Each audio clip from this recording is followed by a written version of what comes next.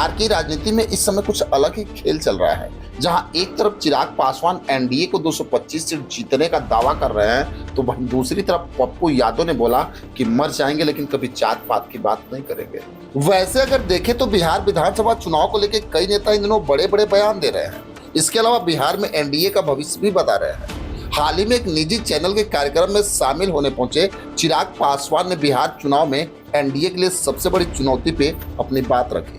चिराग पासवान ने इस दौरान एनडीए और अपनी प्लानिंग का भी खुलासा किया। चिराग पासवान ने कहा कि एनडीए 225 से ज्यादा सीटें जीतेगा। वहीं इसी कार्यक्रम में शामिल होने पहुंचे पप्पू यादव ने जाति और धर्म के मुद्दे पे अपनी बात रखते हुए कहा कि बिहार में बीजेपी को कोई वोट नहीं देना चाहता। इंडिया गठबंधन को लोग वोट देना चाहते हैं, लेकिन गठबंधन को बहुत समझना पड़ेगा। उन्होंने कहा कि चुनाव विकास पे नहीं बल्कि भाजपा मार्केटिंग और पैसे पे चुनाव लड़ रही है। जाति, धर्म और आरक्षण जैसे मुद्दे चुनाव में हावी रहते हैं। पप्पू यादव ने बाबा बागेश्वर के मुद्दे पे भी अपनी राय रखी और कहा कि सनातन धर्म का असली अर्थ दूसरों के विचारों का सम्मान करना है। नीतीश कुमार के गठबंधन में जाने की बात पे पप्पू यादव ने कहा कि नीतीश कुमार इस समय न तो आरजेडी में सहज है और न ही बीजेपी में। उनका मानना है कि नीतीश कुमार और कांग्रेस का गठबंधन बिहार में बड़ा बदलाव ला सकता है। वहीं दूसरी तरफ बिहार चुनाव पे बातचीत करते हुए चिराग पासवान ने कहा कि आप एक उदाहरण से समझिए कि एनडीए की स्थिति बिहार में क्या है। उन्होंने कहा कि हाल ही में उपचुनाव हुए थे, जहां एनडीए ने सभी 5 सीटों पर जीत दर्ज की। उन सीटों को हासिल किया जो कई टर्म से एनडीए के पास भी नहीं थे, जिसमें बेलागंज और तरारी प्रमुख सीट है और कुछ सीटें ऐसी भी है जहां एनडीए पहली बार जीता है। चिराग पासवान ने कहा कि हमारे साथ विनिंग कॉम्बिनेशन है, इसलिए मैं कह सकता हूं कि हम आसानी से चुनाव जीत रहे हैं। चिराग पासवान ने यह भी कहा कि एनडीए 225 से ज्यादा सीटें जीत के सरकार बनाएगी।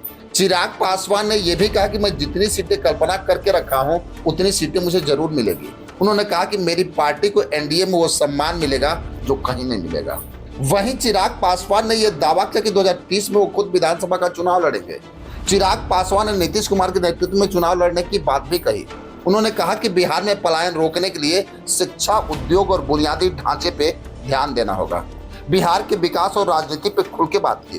उन्होंने कहा कि बिहार में जातिवाद तोड़कर विकास की राह पे आगे बढ़ने की जरूरत है। चिराग पासवान ने यहाँ तक बताया कि वे बिहार में रिवर्स माइग्रेशन का सपना देखते हैं और इसके लिए शिक्षा, उद्योग और बुनियादी ढांचे पे वो जोर भी दे रहे हैं। वहीं अगर देखा जाए तो पप्पू यादव ने मीडिया इंटरव्यू में बात करते हुए बिहार चुनाव को लेकर एक बड़ा बयान दे दिया।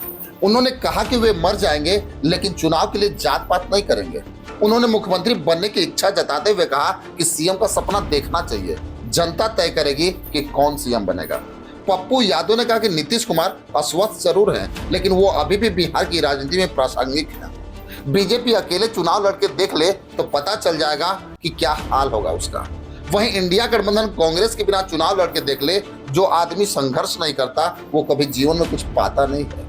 लेकिन सबसे बड़ी बात यह है कि चिराग पासवान और पप्पू यादव ने जिस तरह से अपनी अपनी बातें रखे, इन दोनों में सबसे बेहतर नेता आप किसे मानते हैं कमेंट बॉक्स में जरूर लिखेंगे। बस आज के लिए इतना ही, फिर मिलेंगे। जय हिंद।